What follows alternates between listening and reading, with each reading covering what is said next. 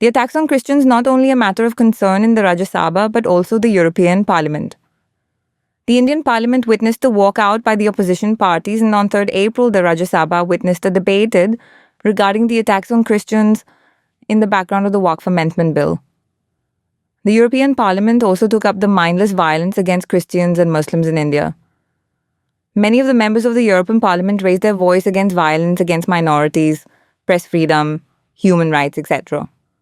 We present here for you the real videos for you to watch and understand the concerns of the people around the world. Stand to the Christian community. There have been minority back into this August House. Right for the charitable to clearly mention how the revenue rights of the Munambam people would be restored. Sir, आपको कितना प्यार है sir? CBCI से और KCBC से sir इतना प्यार है सर. आपने बहुत सारे चीजों के बारे में बताया sir. Sir, in Manipur, 245 churches were burned. You didn't hear the CBCI, sir, then? Sir, in many institutions were attacked.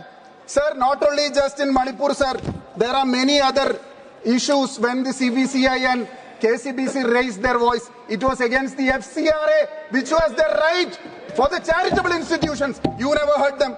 The Anglo-Indian reservation, we had 2 MPs in this August House and 10 MLAs in the respective assemblies. Sir, you scrapped the law. Ravi Shankar Prasad was your first speaker. When he was a law minister, you scrapped the law. I'm challenging the BJP government. Can you bring that minority, microscopic minority, back into this August House? You have to answer this question. Sir, boy. He is not an Anglo-Indian, sir. आपको गलत फहमी है. वो Anglo-Indian community नहीं है. आपको गलत फहमी है. This is the problem of the BJP, sir. So, sir, there are many issues in which the entire BJP has been showing the Hippocratic stand to the Christian community. There have been many issues. The anti-conversion bill in Karnataka. Sir, the recent incident in Chhattisgarh, Raipur, in March 25. Sir, yesterday in Jabalpur, in a public incident, Catholic priest and the laity were assaulted by a group of extreme Hindutva people, sir. Sir, according to the eyewitness, a group of Catholic pilgrims from Mandala Parishad were on a pilgrimage. Sir, if you have to perform a religious function also, you have to get the sanction of the Sangha Parivar and RSS in this country, sir, to exercise your constitutional right to preach your religious freedom. We have to get a letter from the RSS.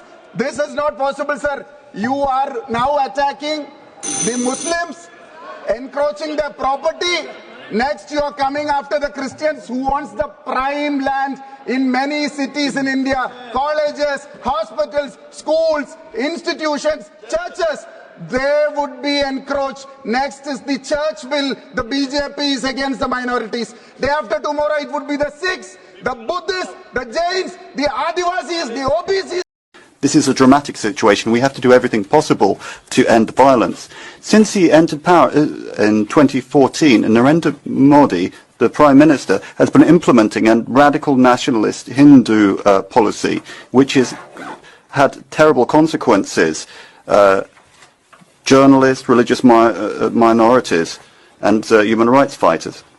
In India, millions of Muslims and Christians suffer every single day because the government violates their most fundamental rights. The situation is serious. That's why the European Parliament must vote tomorrow on a very clear resolution. It has to be clear in denouncing the nationalist discourse of Mr. Modi. We should all be worried about the worsening human rights situation in India. Freedom of press has narrowed. Journalists and activists have been arrested for false reasons. Discrimination and hate have increased. And this is also what I saw personally when I visited India in December. This saddens me as India is a very important partner for us. EU and India have to make human rights and democracy a fundamental part of their partnership in all regards, including trade. Our joint resolution is crystal clear. We are calling on India to do everything within its power to end ethnic and religious violence, to punish perpetrators and end Hindu extremism.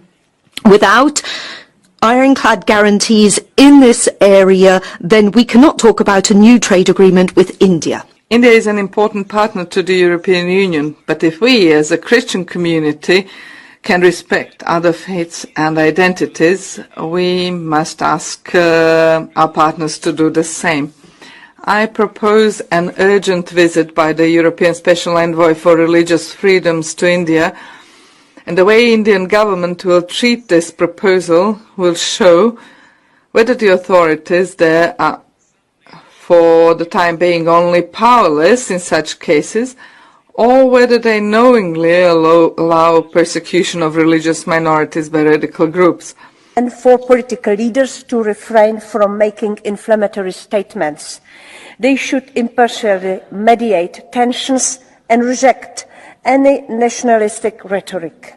Today, let us send a clear message. The EU holds a powerful tool in trade policy, and we demand the integration of human rights into our EU-India partnership. Indian officials often like to boast that the country is the world's largest democracy. Intolerance and violence against religious minority paint a different picture. These attacks against Christians are not isolated incidents. They are organized, leaving behind destruction and shattered lives. The EU cannot close its eyes to these crimes. With this resolution from the European Parliament, we call on the most populous democracy in the right just to do what it is duty-bound to do in its constitution, to maintain religious freedom also for Christians in Manipur. Despite the gravity of the situation, authorities are not taking sufficient action and fostering peace dialogues, while the Manipur Tribal Forum's plea for protection of the Kuki tribe by the Indian Army has been rejected by the Supreme Court.